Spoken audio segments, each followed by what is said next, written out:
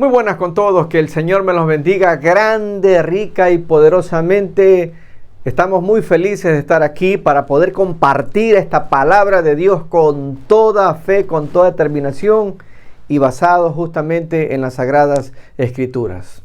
Hoy tendremos este tema, la objetividad de Dios en su segunda parte. Así es, sí, la objetividad de Dios en su segunda parte. ¿Qué tiene que ver con esto? ¿De qué se trata esto? Bueno, que aprendamos a mirar de acuerdo a la óptica de Dios, cómo Dios mira, cómo Dios hace, cómo Dios saca sus cuentas y sus determinaciones de tal o cual persona. A la manera, a la forma de Dios, no como los escribas, no como los saduceos, no como los fariseos.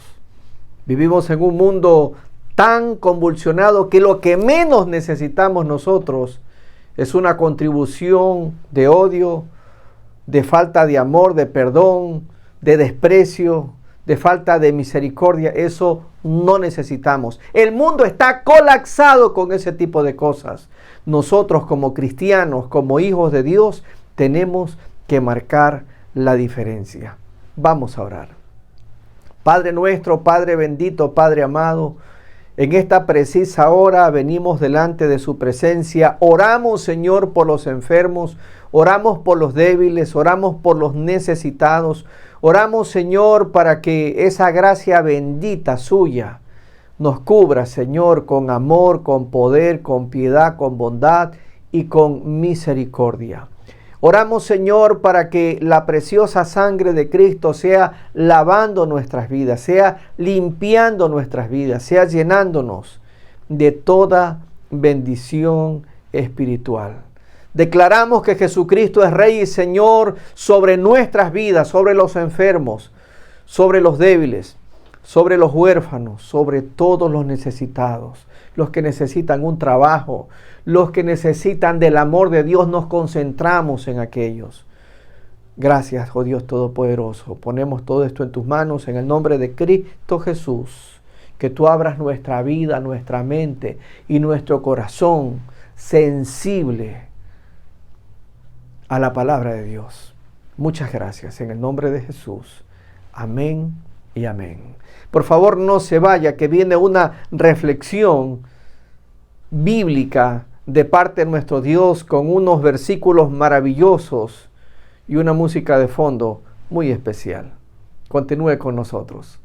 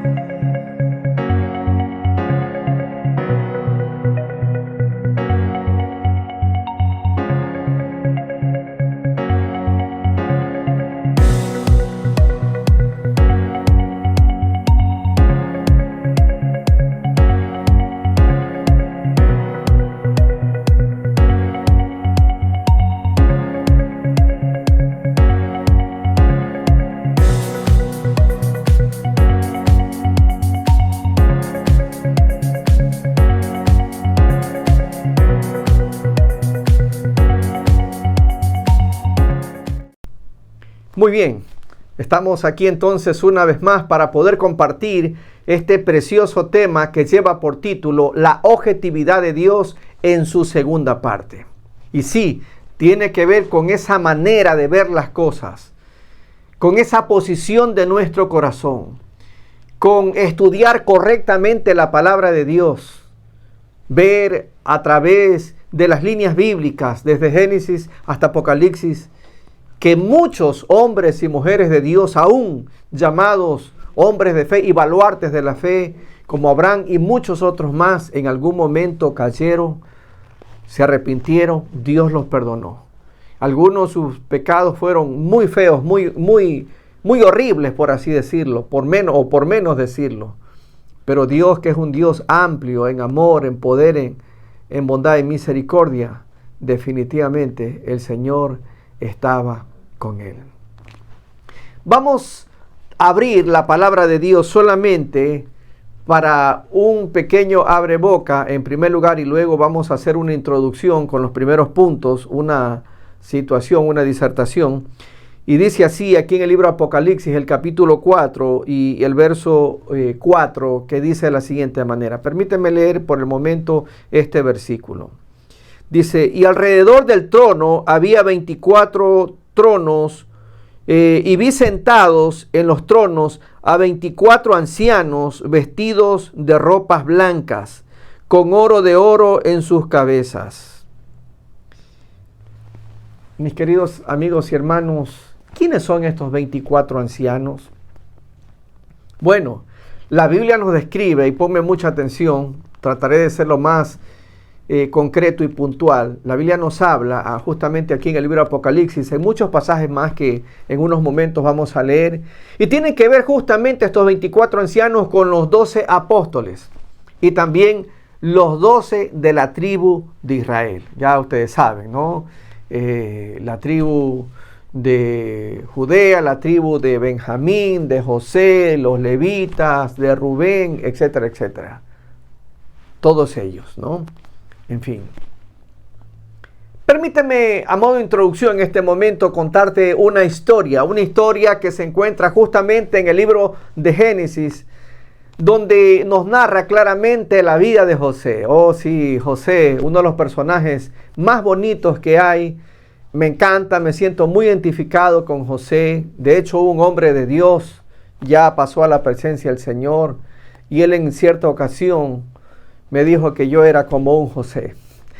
Esto yo tenía alrededor como de 19, 20 años, no han pasado muchos años. Cuánta razón tenía en realidad, ¿no? Cuánta razón tenía. Pero eso es materia para otro momento. Pero la Biblia nos dice en el libro de Génesis claramente que lamentablemente José no era amado por sus hermanos. Y esto es bíblico también.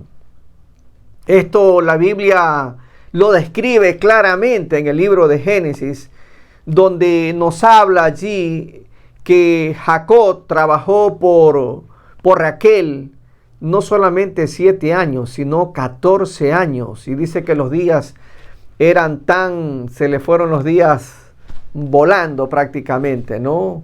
Le pareció como poco porque la amaba. Y Raquel, su esposa amada, ¿no? Tuvo 2 hijos. El uno es José y el otro es Benjamín. Bueno, no nos dilatemos, pero hablando de los 2 y 10 más de la tribu de Israel, ¿verdad? Hijos de Lea y sus respectivas sirvientas, tanto de Lea como de Raquel. La Biblia nos describe lamentablemente de que José no era querido, no era amado por sus demás hermanos, excepto de Benjamín, porque era el más pequeño, era el último, ¿no? De los 12 de la tribu de Israel. La Biblia nos describe claramente que José en toda su adolescencia y parte de su juventud, inclusive dijo en algún momento y les contó un sueño, una revelación que él tuvo, donde prácticamente él estaba en una posición de autoridad y que sus hermanos le servían como palmeras inclinándose hacia él. Más odio, más coraje, más enojo, más desprecio, ¿no? Yo me puedo imaginar a los hermanos de José diciendo, ¿y este qué se ha creído? ¿Verdad? ¿Qué le importa a él? Miren, ya no toleraban ellos ni verlo, ni que alguien pronuncie el nombre, ni nada por el estilo. Realmente les afectaba que José esté con ellos.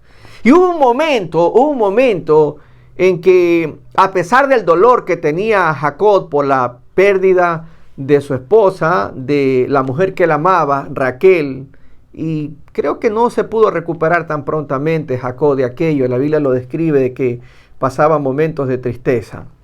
Pero más allá de eso, lo que sí nos describe claramente las Sagradas Escrituras es que los hermanos de José le tenían odio, le tenían fastidio, no lo podían ver y querían a toda costa deshacerse de ellos. Vaya, pues podríamos decir, qué malos, qué mala gente que eran estos hermanos, ¿no? Dicho ese paso, José no trabajaba como sus hermanos que eran mayores, porque recordarán ustedes que José y Benjamín prácticamente eran los últimos. Y pues posiblemente Jacob no los hacía trabajar en las mismas condiciones que sus hermanos mayores. Pero ya no lo toleraban. Así que un día tuvieron, según ellos, la brillante idea, miren qué maldad, de deshacerse de José. Y para aquello, muy a pesar del dolor que tenía ya su padre, dijeron, bueno, vamos a meterlo en un pozo. Y lo metieron en un pozo allí, ¿no? Ahí yo me imagino que el pobre José llorando, diciéndole que por favor lo saquen. Ellos ni siquiera se inmutaron. Miren qué maldad, ¿no? Qué maldad. Y finalmente lo que hacen es decir, bueno, maquinaron entre todos, alguien hizo el líder allí, entre ellos, y decidieron de que se iban a deshacer de José a toda costa de una vez, y maquinaron de que un animal lo había devorado, aquí quedan sus ropas, mataron otro animal, lo mancharon esas ropas de sangre, en fin, una serie de cosas y situaciones. Y pues finalmente lo sacaron. José pensó que, ya por fin, perdónenme esto y lo otro y todo lo demás, y eso sin haberles hecho daño, etcétera, etcétera. Y ¿saben lo que hacen? Pasaron unos mercaderes y lo vendieron como esclavo, o sea, a precio de esclavo, a su hermano, porque también por Jacob él llevaba la sangre de ellos. Lo vendieron. Yo me imagino el dolor, la pena, la angustia, la desesperación de José. No las estaba pasando nada fácil. Y llegar como esclavo, de ser un niño de papá, bien criadito, bien formado, bien instruido, llegar en calidad de esclavo. ¿Cómo calificaría usted a estos 10 de la tribu de Israel? Porque con José eran 11 y con Benjamín eran 12. ¿Cómo calificaría usted de los 10 de la tribu de Israel? Si usted me dice que era gente mala, maquiavélica y perversa, estoy completamente de acuerdo con usted.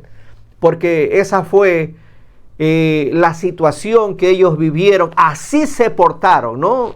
Así se portaron. Hay gente que se porta de esa forma, de esa manera, que estaría dispuesto a hacer lo que sea con tal de deshacerse de usted o de una persona que usted conoce, ¿no? Y ya saben ustedes la historia. José llegó allá a Egipto en calidad de esclavo, tratado como esclavo, menospreciado, insultado, vejado, maltratado, mal visto. Y todo el mundo le pegaba, se limpiaba las manos en él. Le hacían literalmente daño a tal punto de que lo incitaban al mal, al pecado, pero él se mantenía. A tal punto de que había una mujer allí, la esposa de Potifar, que se le insinuaba para adulterar, y él finalmente corrió, aunque se le quedó una parte de la túnica. Y finalmente, ustedes saben, Potifar lo metió preso, ahí preso, solo. Yo me imagino la situación de José, no era fácil. Odiado, despreciado por su hermano, metido en un foso, vendido como, ¿qué les puedo decir? Discúlpenme la digresión lingüística, como gallina flaca y apestada, como vaca flaca y que no servía para nada, a un precio paupérrimo, como esclavo, como lo más vil y menospreciado de la esclavitud, de un esclavo, ¿no? Siendo su hermano, siendo su sangre. Y todo lo que tuvo que ir a sufrir, todo lo que él tuvo que pasar. Como que la gente podría decir, este José más chueco, no iba de mal en peor, de tumbo en tumbo. El hombre no le salía nada bien, no le salía nada bien. No siempre cuando las cosas no salen bien, no significa de que estás mal. El ejemplo de José, o la vida de José, es un claro ejemplo de esta situación. Hay momentos en la vida en que no te sale nada, no te cuadra nada. No se te dan las cosas para nada. Pero Dios es un Dios bueno, Dios es un Dios justo, Dios es un Dios amable, Dios es un Dios bondadoso, Dios es un Dios misericordioso. Y llegó el momento, el tiempo en que ustedes ya saben, ¿no? José interpretó, no es que adivinó, interpretó los sueños del faraón, ustedes ya saben, ¿no? Las 7 vacas flacas, las 7 vacas gordas, las espigas y todo lo demás, y toda esa situación, ¿no? Mis queridos amigos y hermanos, la Biblia nos habla aquí, y en este tema que estamos hablando acerca de la objetividad de Dios. La palabra de Dios nos enseña aquí cualquier adjetivo calificativo que usted quiera ponerle a los 12 de la tribu de Israel o a los 10 para ser más conciso y preciso, déjeme decirle que usted tiene toda la razón. Por lo menos, hablando neutralmente, hablando objetivamente, sí, tendría razón. Pero Dios, que es rico en amor, en piedad, en bondad y misericordia, Él nos mira de otra forma, de otra manera. Porque estas personas que obraron y que callaron su pecado, no por una semana, ni por un año, ni por 2 años, por muchísimos años, callaron su pecado. No se dieron cuenta del mal que habían hecho a su propia sangre. Hay gente que no tiene ni el más mínimo, ¿qué le puedo decir? Ni la más mínima gracia, ni la más mínima misericordia, en que sea quien sea, obran y ejecutan mal. ¿Cuál? Los hermanos, a excepción de Benjamín, por supuesto, los hermanos de José. Pero Dios, que es rico en amor, en piedad, bondad y misericordia. La Biblia, por ejemplo, que nos habla claramente, y en el libro de Génesis se da a conocer también en algún momento, cuando ellos sintieron de que pues habían hecho mal, muy mal en algún momento, y se dieron cuenta, y cuando José se mostró a ellos y les dice claramente: ustedes que quisieron hacerme mal. Mucha gente quiere hacerte mal. Hay gente, ¿no?, que a lo mejor por su tez de piel, porque son blanquitos y te ven que tú eres trigueñito y todo, ya tienen prejuicios preconcebidos. O porque a lo mejor no tuviste la oportunidad de estar en las mejores universidades, etcétera, etcétera. A los demás se los mira por debajo de los hombros. O porque no tuviste la posición o la situación económica, te miran también por debajo de sus hombros. Te miran como comiendo sal, más o menos, o chupándote una tapa de limón. Así te mira, ¿no? Pero este no es el sentir de Dios. Esto no es la óptica de Dios. Dios te mira de otra manera. Él examina las cosas de otra forma. Y eso es lo que hay que entender, que la objetividad de Dios es muy diferente. Nuestro país necesita ser más objetivo. Nuestros comunicadores, nuestras respuestas, nuestros pensamientos, nuestro liderazgo y los liderazgos espiritual de cada ciudad, de cada país, de las organizaciones, necesitan tener más objetividad y menos, o nada, o nulo, un espíritu de fariseos, de saduceos. Un espíritu que lamentablemente ha dañado. ¿A cuántas personas has predicado el evangelio? Sin duda muchas. ¿A cuántas personas has restaurado, has ayudado, has inspirado con tu ejemplo de amor y misericordia? ¿A cuántas personas has extendido tu mano para levantar? No sé, esta pregunta te la dejo a tu corazón, a tu conciencia. Gente que lo único que va señalando con un dedo, pero no saben que mientras señala con un dedo, hay 4 que van hacia ti. Gente que anda en una continua competencia entre familia, entre liderazgo, y que están dispuestos a hacer lo que sea con tal de dañar tu vida, tu imagen, tu integridad. Pero enhorabuena que Dios es tan objetivo y que Dios precisa las situaciones tal y cual como son. Finalmente, la Biblia nos describe de que José, cuando se da a conocer a sus hermanos lloran, le piden perdón. En fin, y toda esa situación. Y la Biblia nos dice, por ejemplo, la Biblia nos habla claramente, por ejemplo, aquí en el libro de Miqueas, el capítulo, permítame por favor, el capítulo 7 y el verso 18, que dice: ¿qué Dios como tú que perdona la maldad y olvida del pecado del remanente de su heredad? No retuvo para siempre su enojo, porque se deleita en misericordia. Él volverá a tener misericordia de nosotros, sepultará nuestras iniquidades y echará en lo profundo del mar todos nuestros pecados. Cumplirá la verdad de Jacob y habrá la misericordia que juraste a nuestros padres desde tiempos antiguos.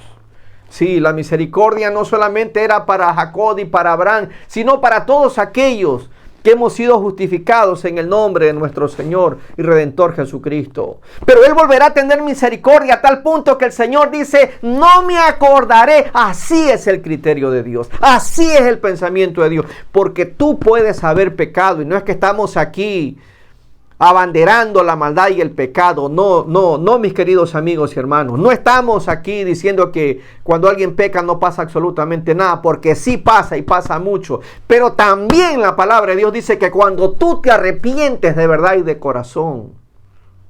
¿Cuántas veces tú le has fallado a Dios?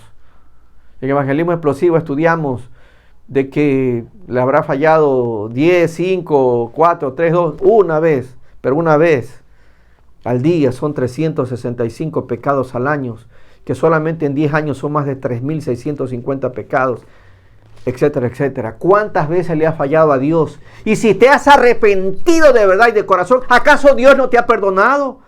¿Acaso Dios no ha cumplido a cabalidad su palabra y dice, sepultaré todos tus pecados en lo más profundo de la mar y nunca más me acordaré?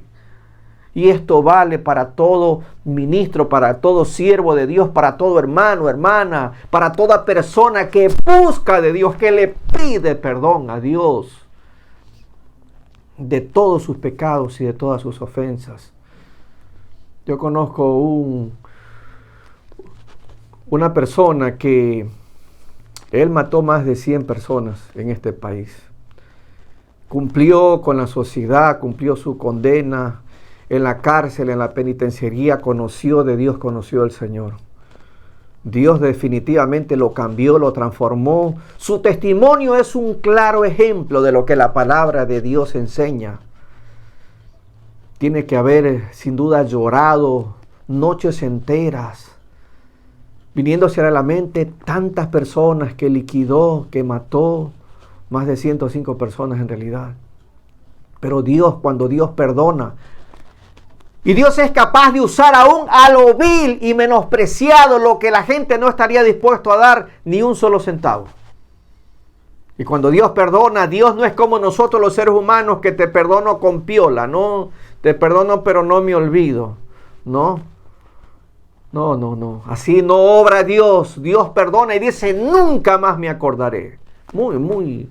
¿Cuánto hay que aprender realmente el liderazgo? ¿Cuánto necesita aprender? Esa objetividad de Dios, que estas personas, estos 10 de la tribu de Israel, que fueron malos, déspotas, con su propia sangre, que humillaron, que se ensañaron realmente con José, en algún momento, cuando Dios vio que realmente se arrepintieron de verdad y de corazón, hicieron las cosas correctas, ¿saben qué pasó? Dios los perdonó. Y la Biblia nos dice en todo el libro de Apocalipsis que esos 24 ancianos corresponden a los 12 apóstoles y los 12 de la tribu de Israel. Los 10 hermanos de José, más Benjamín y más él, los 12 de la tribu de Israel. Los 24 ancianos que alababan y adoraban a Dios día y noche. En el mismo cielo, en la misma presencia, en la Nueva Jerusalén, en el cielo, al lado del trono de Dios, sentados a la mesa con su Padre Celestial. ¿Qué es eso? Algunos, sin duda, que la cabeza y su raciocinio se les está volando, porque si esas personas no merecían, como no merecía, de acuerdo a la primera parte, lo que hablamos días atrás, no merecía ni David, ni Pedro, ni muchas personas más, no merecían absolutamente nada. Pero servir a Dios, trabajar para Cristo Jesús, no es por merecimiento, es por la gracia, es por la misericordia, es por la oportunidad que Dios nos da. El llamamiento de Dios, señores escribas, saduceos y fariseos, es irrevocable. Así enseña la bendita palabra de Dios. Gústete o no te guste, el llamamiento de Dios es irrevocable. Así enseña la Sagrada Escritura. Y tu lengua podría ser lo más larga que tus bonitas corbatas, pero no van a cambiar la bendita palabra de Dios. Bendita palabra de Dios que vive. porque es la palabra de Él, porque es la palabra del Señor. Esa es la objetividad de Dios. Esa es la objetividad que debemos y que tienes que aprender con tu familia, con tus seres queridos y amados. Porque si Dios está en tu vida, tienes que ser un facilitador. Tienes que ser una persona conforme al corazón de Dios. Tienes que ser una persona guiada por la persona del Espíritu Santo, por mucho que te hayas equivocado. En Cristo Jesús, siempre hay una oportunidad. La Biblia mismo dice que si decimos que no tenemos pecado, le hacemos a Él mentiroso, y su palabra y su verdad no está en nosotros. Eso lo dice en 1 Juan, el capítulo 1, el verso 8 y 9. Y también dice que si confesamos nuestros pecados, Él es fiel y justo para perdonar nuestros pecados, limpiarnos de toda maldad. La objetividad de Dios hace que Él analice la vida de una persona en la óptica de Él, en la descripción de Él. Él te pone la balanza divina. Él saca las cuentas. Y enhorabuena que cuando nosotros traemos nuestras peticiones y nuestras cargas ante el trono de la gracia de Dios para alcanzar el oportuno socorro, sin lugar a dudas, sin lugar a equivocarme, como aquel hombre, imagínense ustedes, como aquel hombre que cuando Jesucristo fue crucificado, y termino con esto, que no merecía en sus hechos y sus actos porque había sido un homicida, un ladrón, muchas cosas más. Muchas cosas más. Aquí no estamos para denigrar a nadie, porque todos, aún la gente más mala, maquinadora y perversa, y usted también, mi querido líder, también es digno de la gracia, de la misericordia de Dios. Mucha gente que ha estado inclusive al borde de la muerte, y que Dios de allá les dio una nueva oportunidad y no han valorado esa oportunidad que Dios les ha dado. Que han visto familiares que se han ido con mucho dolor. Es más, nos solidarizamos con aquella situación. Necesitamos, pues, aprender a tener esa gracia, esa misericordia. Ser promulgadores, ser facilitadores. Llevar este consejo, esta palabra de Dios. Porque según mucha gente, los hermanos de José, esa gente era que hasta se hubiera muerto mejor. Pero Dios, enhorabuena, que no piensa como muchos de ustedes o de nosotros, usando el plural de modestia. Dios no piensa así. Y Dios saca sus cuentas a su manera, no de acuerdo a tu mente. No. Hay gente que cree que ellos tienen la mente de Cristo porque son odiadores profesionales. No, así no funciona. Así no funciona realmente. Es la gracia y la misericordia de Dios. Yo tengo el gusto de conocer a tanta gente linda, maravillosa, que han usado de gracia, que han usado de amor, de poder, de bondad, de misericordia. Y como Dios ha usado con nosotros gracia y misericordia, nosotros también debemos compartir justamente esto, porque la Biblia dice que juicio sin misericordia será con aquel que no hiciere misericordia, y que la misericordia triunfa sobre el juicio. No te estoy diciendo un criterio personal, es lo que la Biblia, es lo que la palabra de Dios enseña. Muy difícil para los escribas y fariseos de nuestros tiempos. Que Dios obre en tu vida, en tu mente, en tu corazón. Que el Señor te ayude, que el Señor te ilumine para que puedas realmente, como dice el apóstol Pablo, tener la mente de Cristo. Quiera Dios que tengas esa mente. Y no esa mente con un poco de personas que se quieren congraciar contigo y que lamentablemente te están llevando a un callejón sin salida. No queremos eso. Oremos. Nuestro Dios Todopoderoso, tu objetividad es una de las cosas más maravillosas. Nuestra vida, nuestras organizaciones, el Ecuador entero, el continente, el mundo entero necesita ser más objetivos. Los periodistas, todos necesitamos ser más objetivos, más concisos, más precisos, analizar la situación. No solamente lo malo, sino las cosas buenas que también tiene una persona. Bendecimos, Señor, completamente la vida de todas las personas por las cuales oramos. te damos enormes, infinitas gracias. Levanta, Señor, a los enfermos. Tal vez te han fallado tanto. Ten misericordia de ellos, levántalos, que se quebranten las enfermedades y tú levantes con gran poder, con gran determinación, con gran unción, con tu palabra, Señor, con el poder de tu nombre y de tu espíritu. Levanta a los enfermos, esas personas que nos han pedido oración, esas familias que necesitan, esas personas que necesitan de redención, que están en etapa 4 de cáncer, que están con problemas de los riñones, de las vesículas, del cerebro, de los ojos, del corazón. Sana, Señor. Esas personas que están esperando, Señor, que su trabajo, sus gestiones, mi Dios, tengan el fruto y el resultado. Dios mío lindo, Dios todopoderoso, ten piedad y misericordia de ellos, Señor. Te pedimos todo esto en el nombre de Cristo Jesús. Amén y amén. Por favor, si este mensaje ha sido de bendición, compártalo. Compártalo porque es importante realmente dar a conocer la bendita palabra de Dios que vive, que reina y que el cielo y la tierra pasarán, pero las palabras de Dios jamás pasarán. Muchas gracias. Que Dios te bendiga grandemente. Comparte, suscríbete por favor a nuestra página de YouTube, te va a aparecer en pantalla, y a nuestras redes, que con mucho amor todos los días compartimos una lámina, un versículo, no pensamiento personal, un versículo de la palabra de Dios para vuestra bendición, para vuestra edificación. Muchas gracias y será hasta una próxima entrega en este su canal. Dios les bendiga.